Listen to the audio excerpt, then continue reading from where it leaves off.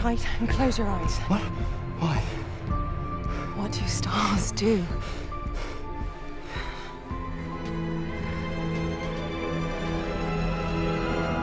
Shine. Do you want to start it or no? Go. Actually, go for it, Kai. Start it. Hello, and welcome to our podcast. I'm not your host. This guy is. Hey everyone, and welcome back to a new episode of Good, Bad, Bad, Good. As you can see, a lot of things have changed. First of all, Kai is talking a lot more than she should now. I think I was always talking a lot, but More than you should, yeah. Yeah, the viewers and listeners have agreed on that. And if you could hear that other laughter, what we are doing differently now is we are having guests on our episodes. With us today, our very first guest is... Hello, everyone. My name is Sydnee Grant. nice. Hi, Sydnee Grant. Thanks. Or you can just call me Sid. Whatever. It's fine. Yeah. Do you go by Sid? I do go by Sid. I like that. Thanks. I Thank like you. that. Thanks. And you are a... I am an actress in Los Angeles, and I also have a YouTube channel called We Sibs, where my brother and I review movies and TV shows. So we have a professional joining us today, while Kai and I are still kind of novices. Can you sense the nerves? If this is your first time here, my name is Travis Orozco. I am a director and producer. And I'm Kylene Amai. I'm also an actor and a writer, and I'm gonna call myself a director now. Yeah. Calling it. Because, I directed a film. yeah, since we have been gone, Kai directed her first Short film. short film, Yeah. which I also helped do a lot of things on. Yes, Travis has helped in so many ways. Because I'm also editing it right now. Yeah. And he's also an editor. I've And been her post-production hotline. a hotline. This is true. I'm calling him like literally, I don't know, for a little while there it was every day, every other hour. Yeah. I was having a lot of technical issues with hard drives and things that I was like, I understand the creative aspects of editing. I am still very much learning The technical the stuff. technical stuff. My brain just doesn't work that way. So, props to okay, you.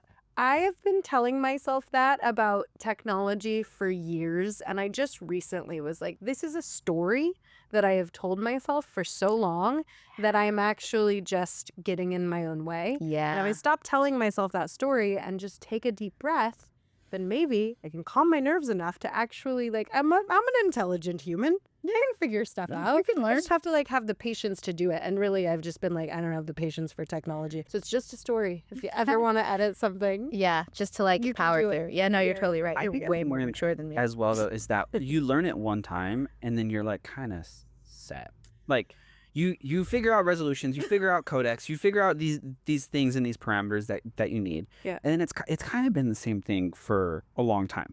Now, the tech companies and, you know, all these other people and YouTubers and all that, they want you to think that technology is constantly changing. But, like, you don't always need to be on, like, the most updated Premiere. You don't need, you know, like, Thelma Schoonmaker has been cutting in Avid since the 90s, you know, like. Yeah. Although Premiere did update on me literally like You gotta 3 turn those days auto ago or updates on. something. Yeah. And it was like, and I had opened up the project in like 2024 Premiere Pro, and then like an hour later it was 2025, and it was like, this will not be the same sync as, and I was like, what did I do? It's like those things of like not being used to it enough that as soon as there's something like that, Yeah. I immediately call Travis because I'm like, did I screw something up? Is this gonna go turn into a black screen if I do it this way? You know, it's She's also called me and she said, like, it's working really well right now. Is like, what is going on? Like, why is it playing back so smoothly? I don't understand. Yes, I was having so much issue with playback because apparently bringing anything from an iPhone in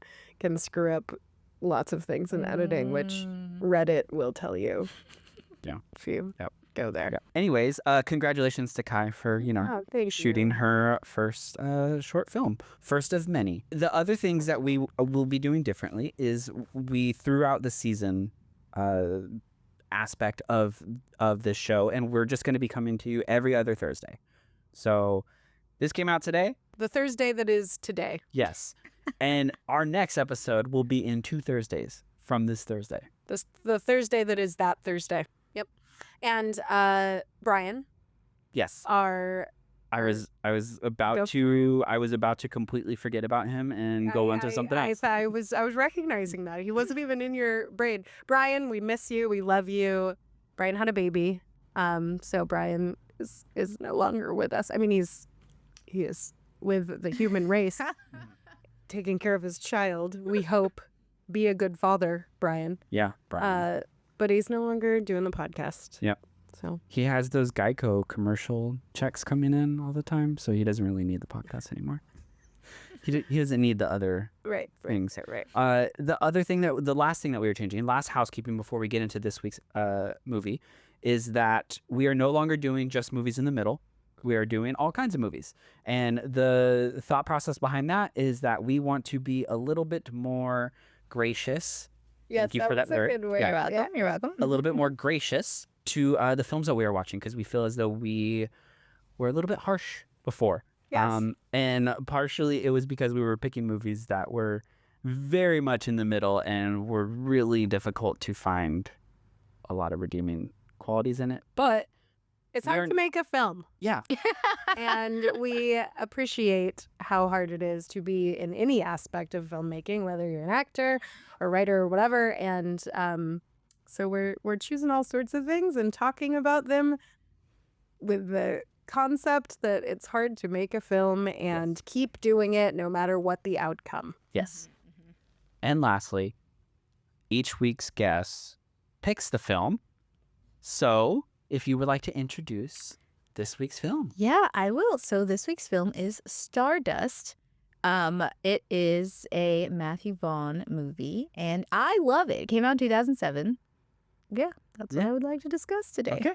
Before we jump into verdicts, we will get a plot synopsis for all the viewers and listeners. Hey, Google, what is the plot synopsis of the 2007 film Stardust? Here's the synopsis of Stardust. To win the heart of his beloved, Sienna Miller, a young man named Tristan, Charlie Cox, ventures into the realm of fairies to retrieve a fallen star. What Tristan finds, however, is not a chunk of space rock but a woman, Claire Danes, named Yvain. Yvain is in great danger, for the king's sons need her powers to secure the throne, and an evil witch, Michelle Pfeiffer, wants to use her to achieve eternal youth and beauty. Do they ever call her Yvain? I in was the just movie? about to say that. I was What's just her going to name? write that down. No, as so like- yeah, that's her name, and there's a joke about it because he keeps calling her Yvonne, and she's like, "My name is Yvain." When is that? It's like pretty early on. I just watched it last night to like. We We both watched it this morning. So I have never seen this movie. You clearly have seen it lots of times. I have. And Travis said he's watches it like once a year. No, Didn't you say I did not say that. I said I haven't seen it in years, and then I put ... 3 years. Oh. Got it. So Amanda loves this movie. It's a gem. Loves this movie. Grew up watching it a lot. Mhm. Well, grew up. I mean, we were 15 when it. I was literally going to ask the age because I realized why I had never seen this movie because Sure, of how yeah. old I am. And where I was like, 2007 was my sophomore year of college. So I was not watching fantasy movies. I was taking mushrooms and living in my own fantasy. Before we jump into more about the movie, let's get our verdicts. Would you like to go first? Sydnee? Sure.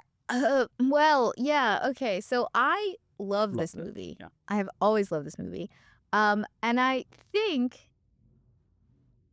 so whether or not it's a good bad movie or a bad good movie, I truly could not figure out because I just think it's good. I don't think there are any bad aspects to it. But if you had to But if I pick- had to, I would say that I'm going to say it's a bad good movie. So what qualifies good, bad, bad, good for you? So for me, I think in my mind, the first one is the like the film, like the construct of the film. Like, is it made well? Are there good elements to it? All of that, like, I guess more technical stuff. And then the second part is, nope. Wait. Is this the first like 8 episodes we filmed that kept being like, but what is it? Yeah. Is it like how do I look at How do you this? define Yeah, that? yeah, yeah. So, okay, so there's that part, and then there's my preference part of it, or like why it's not looked at as a, amazingly exceptional movie. Like that's kind of how I was thinking about it. So for me, yeah, I think Stardust is a. Oh, I guess I think it's a bad good movie then. Dang it. Yeah, so I have to switch my answer around. I guess it's a bad good movie because no, I don't know. Originally I said it's a good bad movie because I think it's an excellent movie. I think it is the bad part of it is that it was not successful, and I would love to like talk with you guys about why. Yeah. But yeah, so in terms of being good, bad, good is like the I guess preferences aside, technically was this a good movie? And then the second part of it is bad, like why it Bad in a social yes. sense. Yes. Which is interesting because I don't think we ever really look at Talk that about angle. that. So Yeah, I yeah, would. yeah. Yeah. I mean, I think occasionally we bring up box office and whatnot, but yeah, this movie I do remember it was like panned. It did terrible. It did horribly. Yeah, and like it was a laughingstock Yeah. movie. It as well. flopped so terribly. Mhm. Yeah. Kai, what is your verdict? Sorry, I was just going through my head of like why it might be in. Yeah. Rub I it will here say, and you pout said that. there are no bad parts. There are no bad things. There are. We'll get into it. Yeah, I would say I might surprise you by this because I notoriously don't go out for fantasy movies. If somebody suggests one, I might watch it, but it's not like what I tend to be drawn towards. Okay. And so actually this movie popping up as the choice this week, I think I waited to watch it until this morning because I was like waiting till last minute. So I was like, I don't really want to watch this movie, but I loved it. No, I was like surprised by it. good. It's so whimsical and joyful and silly and romantic. And I found myself just feeling cutesy about it. Like So I was just like in love all of a sudden sitting on this couch, like, you know, the Sunday morning. It was a really good way to like start my morning. I was like, this is joyful. So I ultimately sort of agree with you that like I just liked this movie. But I think I would say that it was a bad good movie, meaning it's hard. This one specifically is a hard one because yeah, bad for me being like, well, but I did really enjoy watching it. So maybe it's a good bad. I'm going to say good bad. I'm going to say good bad because I enjoyed watching it a lot. But I think there are technically things that could have been changed but story structure I really liked. Yeah. Okay. You For go. me, it is bad good. And for the listeners and viewers out there, how I describe that is the second word is my entertainment value. So good. So I was thoroughly entertained with this. The first one is the elements of it that I think could have been improved. So it's a bad good movie. If this is your first time here, we dissect the film in 3 different categories. The first one up is plot structure / narrative structure / story. It's funny that you picked this movie because Kai and I, outside of this podcast, have talked at length, mainly because we had I thought about that a lot. Yeah. This past year we did a screenwriting competition together. Okay. And Midnight NYC. Yeah. Which was really great, and we ended up creating, in my opinion, one of the best scripts that I've ever been able to be a part of, that we hopefully want to make one day. But one of the rounds, they give you like a genre, a character, and then a situation. They do that every round. Yeah. Sorry. The first round, we wrote a very cool script, the one that we hoped to, and like placed, and it was a cool moment. And then the second round, we got fantasy. Yeah. As our genre, which both Fairy of us- tale. Oh, it's Fairy tale. Oh, gracious. And we had like, we were literally, there was one night we were up until like maybe 1 or 2 o'clock in the morning talking about how much we hate fantasy and fairy tale and also diving into the core childhood traumas of like why Why we and like why we don't like it, Yeah, why yeah, we don't gravitate towards it, why we that we don't. both liked very dark, Yeah. like wounded child movies when we were children. Yeah. I'm like, but does Travis and I like to play the victim. I'm like, but does the kid die? Like, that's all I want to know.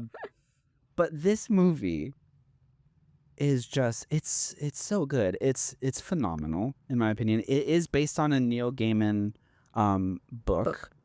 Have you read it? I have not read it, and I didn't know that it was a comic. It was a graphic novel Yeah. before it was a book. interesting. Yeah, I had no idea. Okay. Yeah. When I saw the Marv production logo come up, Yeah. I was like, "Oh, this is a Marv production." And Who is Marv Productions? Marv is 'Cause Matthew I Vaughn. meant to. Oh, got it. I meant to look that up, and then I was like, then like the very next thing was like a film by Matthew Vaughn. I was like, "Oh, Matthew." well, I was also waiting when Marv came up for AL to also pop up afterwards, so that it just said Marvel, and it didn't ever happen. So Well, hilarious. it's funny because their logo now is the like different colored ones that like Marvel or Marv? no Marv. Mm-hmm. Like I always feel really bad for people who are colorblind because it just probably looks like a bunch of circles, because it's like the red Marv in the green and blue.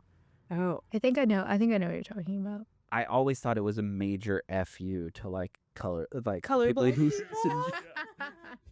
What we don't know is like his ex-wife is Starblind, or is like, and she owns half the company. She can't see it. it's this. Ah, Oh, yes. Well, you know what? I do know that company, but that logo is so different. Every than time the I've old seen it, logo. I'm like, Yeah. dang, whoever's like Yeah, red, green, that's true, colorblind, I'm just like, actually. just- yeah. Just a screen. yeah. So the movie starts with, gosh, how does this movie start? Because like I always forget It how. starts so quickly with his With a prostitute. father, Yeah. and yes, and the Yeah, with the prostitute. prostitute. I just automatically think that fantasy movies are children Childish. movies, Mhm. like Mhm. always. Yeah. And I will say this was family friendly for sure. Like if you were a child, if I was like 7 years old and watching that, I don't think I would have realized what he was doing exactly. You know, Yeah. like I think there is a lot of that in like, well, It yeah, is family friendly. PG-13 though, Oh, which is interesting. Why?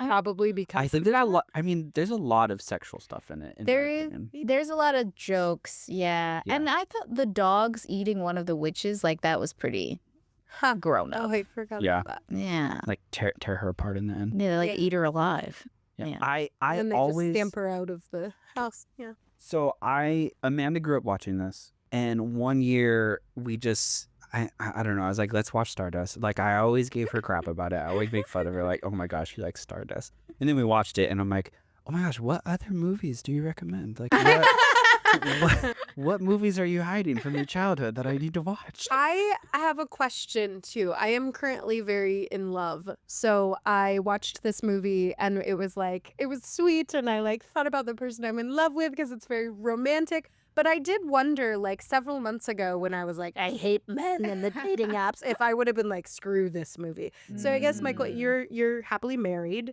Are you Utterly single. utterly single? Are you optimistically hopeful though? Yeah, I think sure. Yeah. Sure, I can be optimistic today.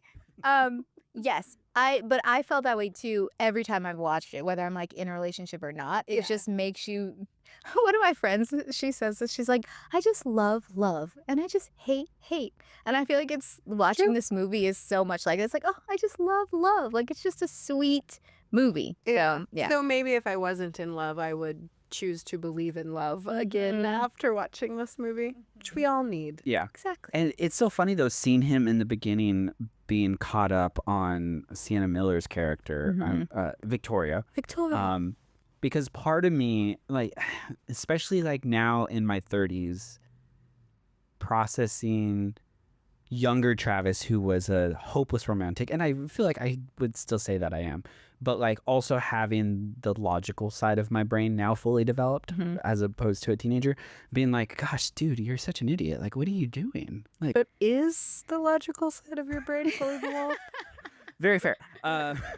But I was like, dude, what are you doing? She's clearly not into you. You're humiliating yourself. Yeah. But then like a split second later, I'm like, oh, but I don't know. 15-year-old Travis would probably do that. Yeah. Like, Yeah. not the creepy stuff, because if we do break it down, like she said no, dude. Like, Yeah. Why you're Well, still yeah. still pushing this? But she like makes him think that like Oh, yeah. she wants him in some way. In some way, She went yeah. on a date. Well, Like that's why it's fun that Claire Danes is like, but you shouldn't, like, why are you, what does she say? It's like, Oh. why do you, Like- why do you have to prove your Mhm. love? Oh, yeah. And why aren't you waiting for her to prove it to you? Mhm. And that was just a very cute, simple question that, Mhm. like, if you are a kid all the way to, it's a very universal. There's actually quite a few nuggets in here that are just like, oh are. my gosh. Yeah. Well, so Like, okay, also about being yourself and like being true to yourself, you really are. Yeah. So none of us have read the book or graphic novel. So I wonder if that's part of why it got panned. Is like maybe people that knew this book were just like, because it's already 2 hours and 7 minutes. I wonder how long the book is, and maybe it was one of those things where it was like, oh, in the book, this whole thing with the father going to see the prostitute and whatever was maybe 8 chapters, and like in the book, Mhm. it's this very quick thing in the beginning. One thing I will say, and we can sort of lay out the whole movie structure, but Sure. so in the beginning, this father, he's not the father yet. This young boy wants to go across this wall from his very From human England, right? Mhm. It's land from in England. England into Fantasyland. into Yeah. a fantasy land, or that's like the fairy tales say that this land has, we don't know because no Mhm. one's ever crossed the wall. And so he like tricks the guard, which was way too easy for him to do, especially since later when his son tries to do it, the like 80-year-old man who Knows kung fu. knows kung fu. Got the Neo update in Matrix. Yeah, but right. But he gets over the wall. One thing I will say is, and he wanders into this fantasy land, which is essentially just like this big open market. Yeah. Where that's the first part that he stumbles Swap upon. meets are fantasy. The Like, they swap meets are- are fantasy. But they're there's all of fantastical. these there's all these crazy things. Like the very first thing that I noticed anyway was these miniature live elephants. Yeah. Like sitting in this thing. But he wasn't like, his mind wasn't blown. good Interesting. I was like, I would be That's a shitting myself if I was like, I would be like, what is happening? Instead, he's just like, la da da. And then there's this like gorgeous goddess who is chained to Well, that's why he didn't notice the mini elephant. he noticed the chained up goddess who was paying attention to him. Yes. So any teenage boy out there is like, oh my gosh, she's paying attention to me. likes Yeah. But there was She all sees these me. there were all these like rules though that seem to be like, he asks her how much this flower is that he's gonna buy, and she answers him with this bizarre like, it'll only cost you your childhood dreams or something like that, childhood memories, I think. And he just immediately, he doesn't ask what the hell are you talking Yeah. about? Yeah. He just immediately is like, oh, and what does this one cost? Or it's, and I was like, what? There were things like that all the way through where it was just accepted by the human characters that came into the fantasy land, the fantasy of all of this, Sure. Yeah. like immediately. Sure. Yeah. That's a good point. Which is interesting because I think a lot of that backstory is probably in the book. yes, like, I was gonna in the graphic say. novel. Yeah. Yeah. But also, I do think, I know I'm kind of jumping ahead here, but I think the beginning of the third act really slows down to where, like, I think we could have condensed that portion. Like, when they're walking and they see the sign that says, like, 60 wall, miles. 60 yeah. miles or whatever, Oh, I'm yeah. like, oh my gosh, we're really, like, So oh we my still got gosh. 60 miles. Still to go. going. And I do think that pacing is also tied with the, like, it's uninteresting shots during that. Like, they're walking down this gravel road and, like, it's just not a whole lot going on. Yeah. We could have, in my opinion, used less of that and then had a little bit more world building in the World beginning. building in the beginning, yeah. I do think a lot of the world building is done with the VO of Ian McKellen as well. Yeah. And I think I miss a lot of it. I think some of that, and maybe this is because I am a fantasy person, like I love all of those things. So I think sometimes too, when you have people who, and I think this happens with DC and Marvel a lot too, we have people who are like really, really big nerdy fans of things.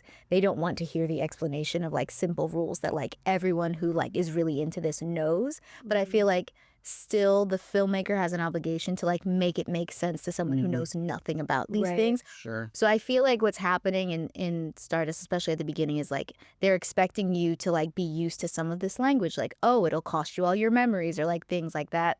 I think they're expecting you to, what is that phrase? Lend your disbelief. Sure. Suspend your disbelief. Suspend your Because you already disbelief, know you're because going you into already this know what you're getting into. So I think that's some of it. It's is left. interesting you say that, though, because I am a big Batman fan.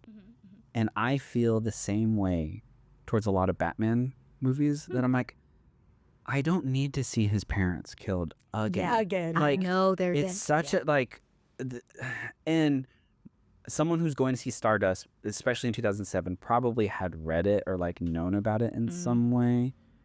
And I don't know. If you did read it, comment down below and let me know. Yeah. What did you think of this adaptation? But I feel as though maybe they were just like you said. Yeah, just kind of glossing over that stuff. I do wonder, but part to your point, as a person who isn't into fantasy and didn't know this story, even having like little things like him just having a moment where he makes a confused face as an actor and using that take rather than one where he just immediately goes into it would actually pull me into the story even more, because then I'm relating to this person who's like, okay, I'm accepting this fantasy stuff, but I'm still recognizing that like it's odd. It's weird. Or like, you know, because it just felt so easy that it made me believe he's been here several times before, or it made me believe that England has these all fantastical elements as well, because he seems so comfortable with this. I think that's the route that I went. I just kind of assumed that this world that we're entering into It's not that far out Yeah. from his regular I world. was gonna say, in like prepping for this, I didn't read the book, but I like read a synopsis of it, and I like looked at some other people's like reviews and comparisons, and apparently that is a thing. Like, I don't know what Ben Barnes' character's name is supposed to be, but the dad character, apparently, yeah, it's like well known that there's a mystical world on the other side of the wall, and they know that like magical stuff happens there. So apparently that's part of the book. So if it's like your So I guess if you've read the book, you know that. right, or it's like if you've never been to China before, but you know all of the history of Yeah, China, exactly. you're gonna be less surprised when you go to China. I think that's the sentiment. Okay. Yeah. Okay. I could see that. I was like, who is Ben Barnes? 'Cause I The didn't know father. who Well, he was. getting Yeah. on to that. So now we're basically this kid who's crossed the wall ends up finding this goddess that we talked about, sleeping with her, and then going back across the wall. And 9 months later, this baby shows up on his doorstep in actual England, not in the fantasy land. And then we jump ahead, like 18 years? I think so. Yeah. And then we're following who becomes our protagonist, which is Tristan. Tristan, the son of the first man who went over the wall. And it was a rough 18 years for that dad. Like going from Ben Barnes to I was like, oh man. To the actor who then played him. Single fatherhood is whew, it was rough.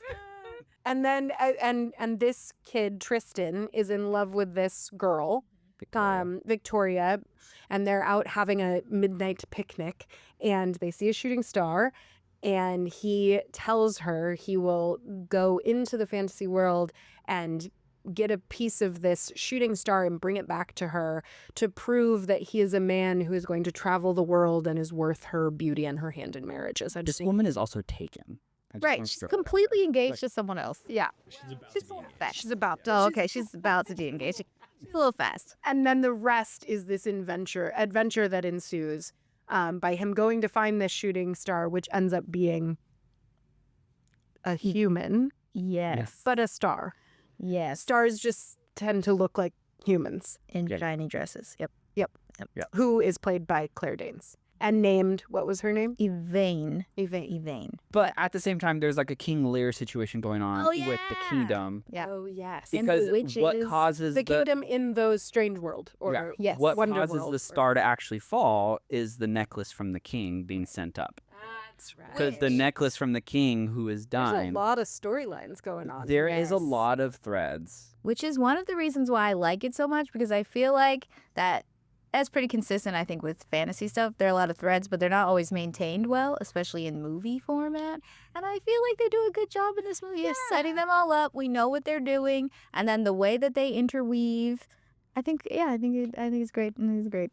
Yeah. So let's go through those threads and see and discuss how we feel about those threads. So you have the main one with Tristan. He's like the main protagonist. And then you have the King Lear situation, which is the king is, I'm blanking on the name. I don't know what the kid's actor's name Yeah, is. the Oh, main Peter king. O'Toole. The Yeah. The But dad. whatever. King Lear is dying. He's on his deathbed. And then he has 7 Yep. sons, right? Because Septimus Septimus is is the old, is, Yeah, right. he's the 7th one. Right. He has 7 sons and then a daughter that like is just gone. Well, the daughter is the prostitute. Prostitute. Yeah. Mhm. who And- is chained by a witch. So the King Lear says that whoever gets is it the necklace? I think it's the stone. I know they want the was a stone. little confused on all Yeah, of But that. essentially, yeah. they needed to get whatever fell from the sky. Mm-hmm. No, they No. need the necklace. They need the necklace. They don't know They about don't- the star. They don't need the star. They just know that when King Lear took off this necklace, it started to Yeah. glow and then shot up into space. So all they know So they're is just that they need- retrieving the same necklace that King Yes. Lear had? and Yeah. they're not questioning why Oh. it shot up into space either. Or how it Actually, hit the As star. we're going through this, Yeah. I'm like, this movie's dumb as hell. That I literally was like, wait, why? Yeah, I agree. but I still really enjoyed it. Yeah. Which is like So all of the brothers then set out to Yeah. try and find that necklace that the dad could have just, I don't know, Given put to one. into a trust fund of some kind and had a lawyer decide, I don't know, make a will. Well, Any of those well, easier no, things. Doesn't he? Isn't there like? Doesn't he say? I was confused because he does say something about like we'll let it's almost like they'll let the necklace decide or something. I think yeah. that's what it is. Is like essentially he can't pick over his sons, and they haven't done a good enough job killing each other off yet, so that there's only one of them. So instead. He's like, well, since I'm on my deathbed, we'll let the ruby decide. But there's no backstory about the ruby. What is No. this ruby? Or how he got Where'd it, come or- from? yeah. Why does it decide the Why fate is of it the magical? king? Yeah. Why is it magical? Why does it fly? We Yeah. don't know any of these things. And like, how did it hit Yvain in the sky? Like, okay, maybe that's too technical, but like, a necklace shoots up into the sky and knocks a star out of the sky, and somehow it ends up. Oh no, she picks it up and puts it on. But it's like, Oh, she does. so this is like Yeah. all the backstory that I hope that the it's a book little has. holy. I Which would is assume. maybe why it got panned if the readers were like, but they didn't even explain that the necklace does That's the fair. thing. I don't know. Maybe. I don't know. I'm not too sure. So then the brothers set out to find the stone. Yep. That's the second thread. The third thread is 3 witches. Michelle Pfeiffer being like the main one. I don't know who the other 2 are, which I should have done my due diligence. Yeah, I actually meant to look Look that them up because up. they both looked familiar underneath the makeup, but I Yeah. was like, who are these people in this makeup? But yeah, you have Michelle Pfeiffer just feasting on this script and plot, Yeah, which she was amazing. she was great. We'll She- talk about that. Okay, we'll talk about that in Oh, acting. Okay. And they need to get the stone because the stone also gives them youth and beauty. No, they need Yvain's heart. They Oh, don't need the stone. yeah, they don't need the Yeah, stone. They need her that's heart. right. That's right. Yeah. Thank you. So it's kind of interesting because they're all like converging off of 2 different things, but they're like closely related, Yeah. you know? So, yes. And then the fourth thread that is a little bit less important is Robert De Niro's ship, Yes. and Yeah. they're trying to catch lightning. Yeah. They're lightning pirates. Lightning pirates. Lightning trading pirates. Which I actually really thought that was a fun concept. I love Robert De Niro in this movie. I didn't at first, and then I think that's the sta- bait and switch. Yes. The bait and Yeah. switch is so and then good. I was Yeah. like, oh man, this Yeah. is great. Yeah. Yeah. I think Well, that's because at first he sounds kind of like the New Yorker Robert De Niro Yeah. vibe, and then he becomes something else entirely, and you're like, oh, what? It's interesting because when they find out that he's a I don't know if they were trying to say that he was gay or if he was just like a cross-dressing or like someone who dresses in women's clothing. Whatever it may be. It's interesting that his crew knew the whole time, they said. And I'm like, I wonder if it's because he was so bad. Well, and at the they acting. use a derogatory term. His crew does for. I didn't know if that was a real term or not. Yeah. Yes, Okay. it is. Oh, okay. And it's and so basically saying that he is gay. And then at the end, there's that weird wink. Yeah, between That him you and ever- Henry Cavill, it's so weird. It's so weird. You're like, wait. Are we also saying that Victoria's betrothed is also swings both ways and is actually having an affair with Thunder Pirate Robert De Niro? I don't know about his fair as much as like he's just interested in Oh. men as well. That's what I got. Yeah, like it's like, ooh, like a little. Because when would they have flirty. met?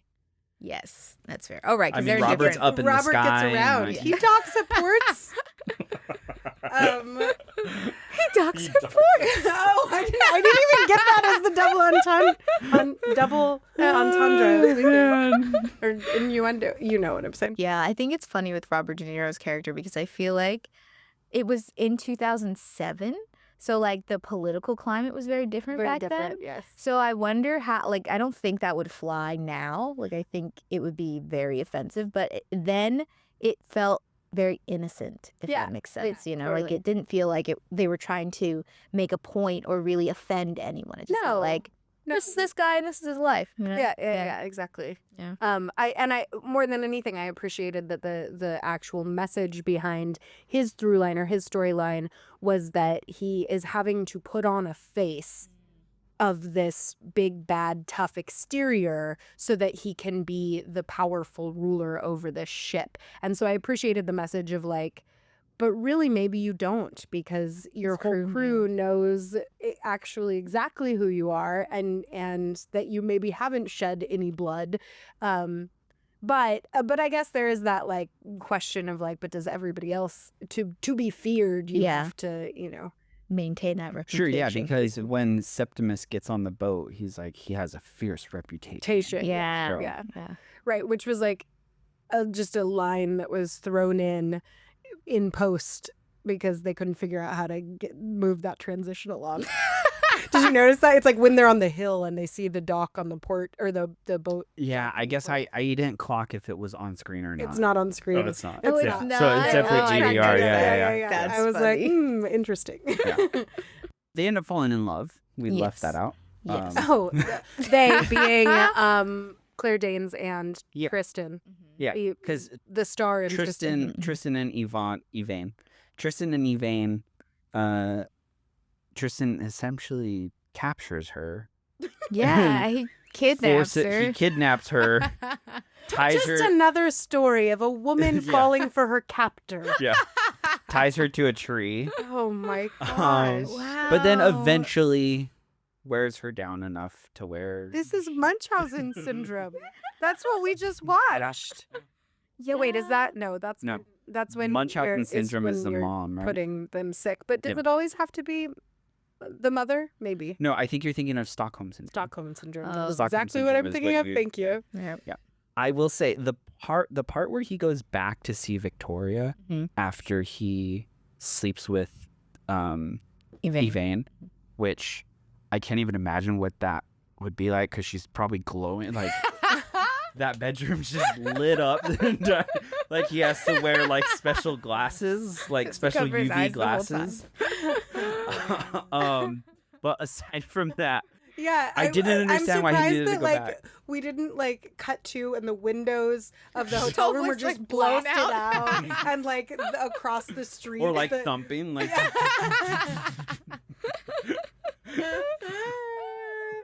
So, oh gosh, what we're talking about for people that, because I don't know if anybody's gonna understand. We're talking about the sex scene between the two of them. Evane glows because she's a star, but she glows. Her glowing happens when she's happy. Yeah, like in relation to her And- emotions. Yeah, and not like horny happy, but like actually happy. Genuinely. Like she's just we happy. could say, But no. orgasms make you genuinely Sure. happy. But what I'm saying is she's also glowing when she's dancing. It's not like Yeah, she's yeah, like yeah, dancing and horny. Is my Yeah. point. Like Or she's like in love. Kai. Like- I'm just I know. I get what you're saying. But he goes back to like show Victoria. Her hair, I also, now that we're talking about this, that's dumb. It's a little dumb. Because one, I'm maybe like, I don't love this Maybe movie I as hate much this as movie. No, I'm I- joking. because like one, he's so in love with Elaine now. Like, why? Yeah, why do you have to go back to Victoria? Why go back to in the Victoria? first place? Yeah. Yeah. It feels so like it's just to put her in Because harm's plot. way Yeah. Mhm. because he Because plot. yeah It's like because plot. plot. There was no point to this other than he has to race back now to like save her. Yeah. Right. Yeah. Yeah, that is interesting. Well, maybe it's to show that it's because he's not a man that was intending his Stockholm syndrome. He's a good-hearted man He's a that's gonna good go. captor. He's a good captor that's gonna go tell this other woman, let her down gently. Yeah. Or it's like he wants to prove himself because he goes and then Sure. like That little shoulder flex. Oh, so also cringe. He's got the hair. And see, that was one of my favorite parts of the movie. When is when Robert Robert De De Niro's doing Niro his hair, sits then him it's down long. for a makeover, and he's chopping the crap out of it, and then all of a sudden it's It's this long. long mane. Yeah, There were so many moments like that though throughout the film. they're Where hysterical. So funny. Yeah. So funny. Yeah. Yeah. Not even talking about Ricky Gervais's little cameo. Oh my god. Where he's like, it turns you to, is it like a chicken at the end? I think it's a chicken. Yeah. Some sort of Yeah. bird noise. I could get you a two-headed dog, and those are good because you could watch Front Door and the Bad Bill at the same time. Okay, so moving on to acting then. 'cause- Well, I will just say Oh. though quickly about since we're the script. Oh, I did think that the dialogue in the script, there's these really funny moments. Yeah. The Yeah. like, actual, dialogue versus the plot. Yeah. I was gonna say this last time that I watched it, I paid attention to the script and the screenplay a lot more. And I was like, wow, yeah, there's some really good one-liners in here, like that are funny, but also like you have good like heartfelt moments, like oh, you should be yourself or things like that that I Mhm. didn't pick up on the first 15 million times I've seen it. So yeah. Moving on to acting. I want to bring up Michelle Pfeiffer because I absolutely love her in this, but Kai, No, I love Have Michelle feels away. Pfeiffer in most things. Like she's just very watchable. She's like one of those. She has that star quality where you're just like sucked into watching Michelle Pfeiffer. And as the young witch, when she takes the little bit of the old star, like that when they she's have, young, yeah, like when yeah. when she takes a little bit of the star that they have left and eats it and then becomes young again. I loved everything she did there. I also really, really, really liked her as the old witch in the later half of the movie, because I was kind of used to it by then. But when she first starts out, I think she is moving in such a way as the old witch when we first come to her. She's moving in such a way and her voice is so young that she was just Michelle Pfeiffer with some makeup on to me, because there was no sort of the rhythm of her body didn't feel ancient to me, neither did her voice. And so I wanted more of a change so that when she is young and her voice becomes and she's moving very youthful, then I'm like, oh wow, okay, this lady has lived 1,000 years, Yep. I for whatever reason, and maybe it was just because I was now invested in the movie or I had accepted it or whatever, when she's the older witch at the end, there was the thing that I loved, which felt very old to me, was when at the like final moments with her where she has locked both Star and Tristan into her giant Palace. Palace, yeah. witch palace, that weird thing Yeah. that she's doing, and her shoulders are hunched over, and every time she does this, she's like the Oh, like the glass windows are breaks. bursting out, was really cool, and she's like cackling, and like at that point I was like, oh, she's fully into this old, for lack of a better term, hag character, right? Of like that was great. It was just in the beginning it was just like Michelle Pfeiffer with makeup on. I wonder if they shot chronologically and it was a matter of like her getting into character, like more and more as the production progressed. Right. I didn't catch any of that, like Yeah. in the beginning. Great. I feel like I know now that you've mentioned it. Yeah, I do feel like she still felt very young in the beginning as an old person, and the physicality wasn't that different when she became young. But everybody else I kind of have a hot take. Ooh. I think Tristan and Yvain are the weakest of the whole cast. They're so florally and Huh. puppy. I will say like. Tristan has his moments, and I think his best moments are actually with Victoria. When he's like, I would like cross the seas for you, or I would cross the continent. So did you not feel like they had chemistry?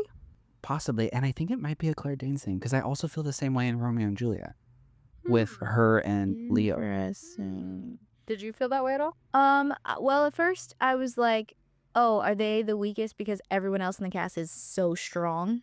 Partially that too. I was Like, thinking I that. actually have. I don't have any notes from any other person on this cast. My favorite actor in the whole film was Billy the Goat. Like, So good. But I literally had that thought of like, this guy playing a goat is like, he is popped off. This is some good goat acting. Yeah. This is a thespian here. This is This man comes from the theater. Yeah, it was. he is thinking about his intentions and motivations. He read that Uta Hagen book. Shoot that rag like a billy goat, Billy. You get that? It was really good. He's my favorite thing in the whole film, and I always forget that that happens. He like jumps onto the picture. When it cuts to him and he's just like, Yes, it's so good. Yeah, But he's yeah. really good, and so is the kid who plays the like The he's girl, like, mute, the and so he guy. tells the guy's name Brandon. He's like, dressed like a woman, but like when for the two actors that played that one character, because I thought the gal who played the lady version of him was also hysterical. The way that she's like looking at her own breasts. You're like, oh, what is happening here? Actually, those two were probably like two of my favorite characters in the whole movie. Yeah. they were so good. They were But really yeah, I do think it's partially that. Like, everyone else is so good. Like, they're in it. Yeah, I found myself like, I kind of want to cut to like, I want to see what other people are doing. I want to see what Mark Strong is up to, or like any of the other brothers, or like. But you have to have your like your straight man to the comedy parts, and so I think Sure. their storyline is like the straight Like man the to all grounded- and all the They're comedy the bits. vehicle in which we're supposed to put ourselves. But I feel like they did have good chemistry. I thought they had really sweet chemistry, Mhm. and I like, and I don't know, I liked them when they were fighting more. I thought they were more interesting to watch. Like in the cloud where they mess up the thing, and he's like, "Oh, you stupid cow!" Like, I think that was more interesting to watch than them. Like, there are moments where they're like in love and it's cute, but I think them, like, I don't know, it just seemed it went by faster. It was more interesting when they were like. Well, arguing. I actually had that same thought when Travis said that he specifically thought that about Claire Danes in Romeo and Juliet as well, because Claire Danes, to me, her like essence as an actor is a very strong woman who, which is why she like won a bunch of awards for for Homeland, because she has that just in her bones, I think, as a human anyways. So it's, I think, I mean, I don't know how easy it is for her to access, but it feels seamless, or it feels like it's easy for her to access. And so in those moments where she's playing this pissed off strong character, because I thought the same of like when she first lands, he smacks into her and she's like, what in the hell, you know? There's more tension and chemistry there than in any other the scenes, and I wonder if it's just a little bit harder for her to come down into the levels of like soft kind of young girl in love kind of vibes. I also think it partially for me, it might have been that the love happens really fast, because like they're in the cloud and they're fighting and they're like, they don't like each other, and then literally the next thing is they get captured, and then like she's glowing on the ship. That was gonna be my complaint, because this whole story takes place in a week, but that ship montage feels like it's months. And I'm like, he learns. Think about that. Yeah, that timing is really weird. And it's like he learns how to be this expert swordsman, and she can dance and play the piano. Yeah, it's like, it's not realistic for this to have happened in a week. And I'm also like, how His hair far? grows. His hair grows. How far away Were they? Seconds. I think, yeah, the logistics of things start to fall apart a little bit in the amount of time that, all this stuff happens. Well, So, that's actually true because I remember thinking that they had far surpassed this birthday, Yeah. and that wasn't. I actually thought that storyline was gonna fall completely to the wayside because of course it's been more than a week. Of course, But no, he had to take back that dust. he did. Also, sorry, side note, Victoria being like, ew, you just brought me Stardust? And I'd be like, wait, what the? You brought me Stardust? Yeah, like that's so cool. Yeah. If it was I was like, that's cooler than the hair. If it was just hair, and that's what I was expecting her to say. Like, hey, you just brought me some woman's old hair? Like, no, Stardust is very cool. Yeah. Oh, I will say, I don't know if I agree with them. Well, maybe I do agree with them being the weakest. Anyway, I think that Charlie Cox's character, since we're talking about Claire Danes, I think his character, like Tristan, is so likable and so sweet and so innocent. So much so that in my mind, I was like, oh, that's just who and how he is. So later, when I found out that he was cast as Daredevil, I was like, bah, what a terrible cast. Like, he can't be cool and grounded. So I feel like he does a good job in Stardust playing such a buffoon, I think, in so many aspects. So I had no idea it was Charlie Cox. yeah. Like, I didn't realize it. I didn't know who Charlie Cox was until this movie. But I've never seen Daredevil. Is Charlie Cox in a lot of things who I No, should just know? Daredevil. I think it's just Daredevil that okay. he's known for. And I've never seen Daredevil either. But it's actually one of You the like him in it? I think he's exceptional in Daredevil. Yeah. it's actually one of the stronger Marvel properties. So I've seen literally video essays about how the filmmaking of it. There's this yeah, there's one the iconic prison scene. There's this one iconic scene that is studied. There's a hallway fight that's all and it's one just, take. It goes. And yeah. It's There's a lot of really good craft filmmaking. Craftsmanship, Yeah, yeah. craftsmanship. Thank you. Yeah. In that show that I think has transcended just the Marvel space to be oh, this is good filmmaking. Mm-hmm. So that's how I knew about him. But even watching it today, You I was forget. who is this person? And then I had looked it up. I'm oh, it's Charlie Cox. I had no idea. It's so weird, yeah, because they're so different characters. And so then I was like, oh, he's a good actor. Respect. Yeah. Well, I was reading that Matthew Vaughn actually casted a nobody on purpose for that reason. Apparently, the studio really everyone wanted Orlando Bloom to be.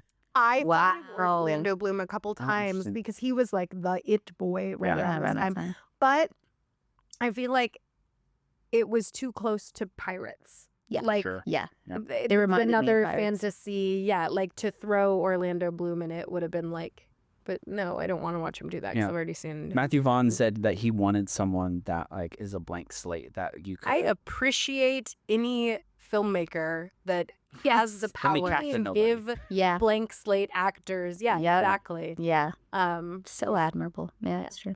Any finishing thoughts on acting? No, it was fun. Oh, Robert De Niro, just going back to he was just a peach in this. It was so much fun to watch. So good. Watch him. And I feel the early 2000s, he was experimenting quite a bit. That's where we get Meet the Parents. Oh yeah, That's true, yeah. so not Robert De Niro as Like a well. lighter back at the side of him, time. yeah. And, Or maybe he had always wanted to explore those Sure. things, but he was capitalizing on what Hollywood saw him as, and then because he was in his older years of acting, although that Still has acting continued, now, yeah, yeah. which is great. yeah, Bad we- Grandpa 2 came out. I've never seen the Me back. neither. Me Yeah. All right, moving on to our last category is technical, which I personally think is the weakest of the three.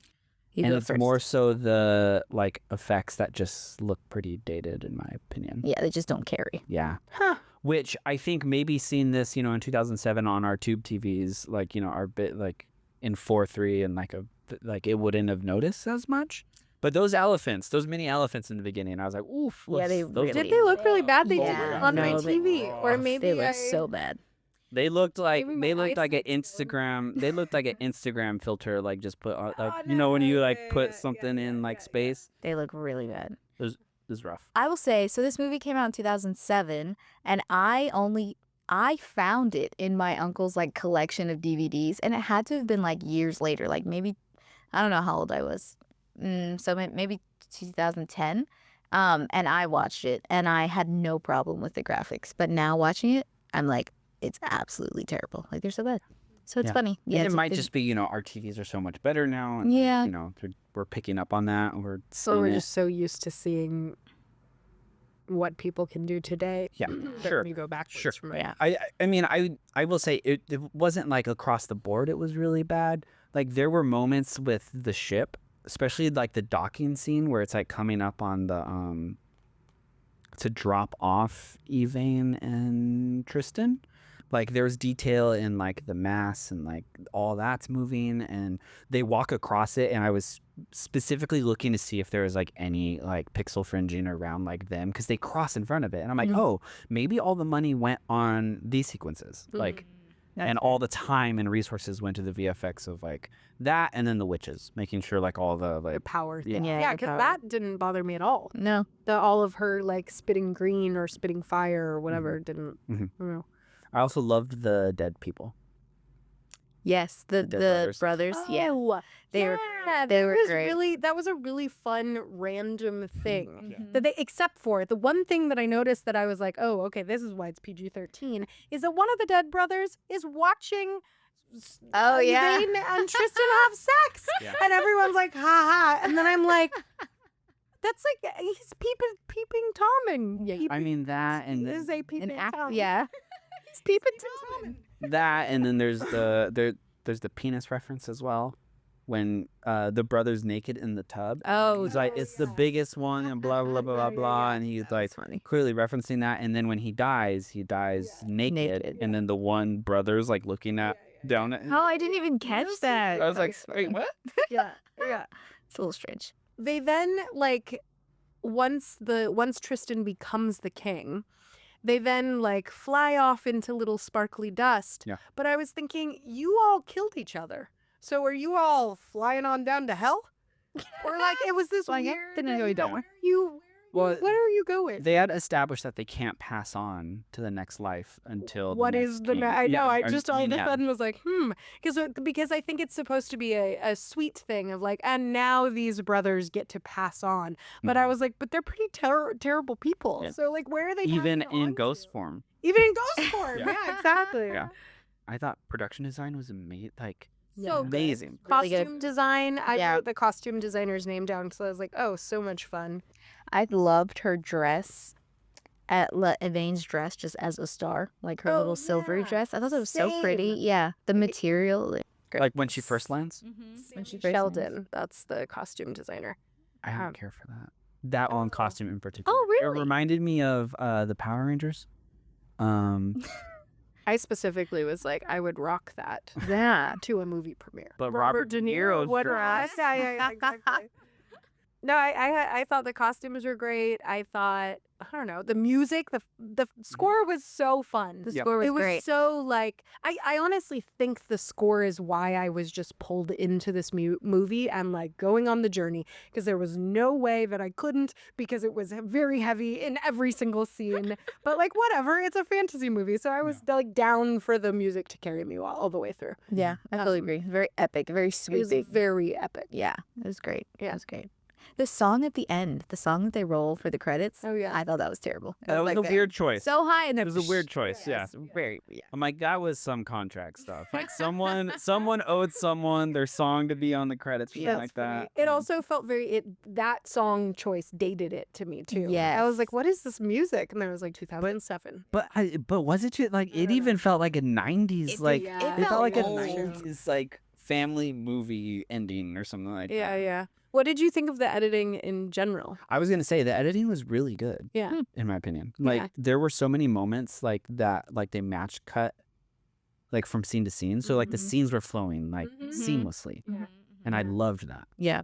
And so many of the comedic elements, like so many of the comedic moments, are because of the editing, Yeah. are because of how they cut to Billy the goat, like Right, at that moment right, to show right, that. right, And yeah. I think it was really good. Right. Any movie like this where you've got some sort of slapstick comedy moments, that cut to of the thing that is the punch has to be seamless or it does not or it falls flat. And that was There's a saying in the post world that comedy is the hardest to cut because Yeah, I've heard it's that. all about rhythm and pacing and all Yeah. that. And if you don't know what you're doing as an editor, like it's not gonna. Those jokes aren't gonna land. Yeah. They're only as funny as your cuts. Yeah. Mhm. Yeah. So okay, I think that pretty much wraps that. up this first episode back in this new Yes. format. Yay.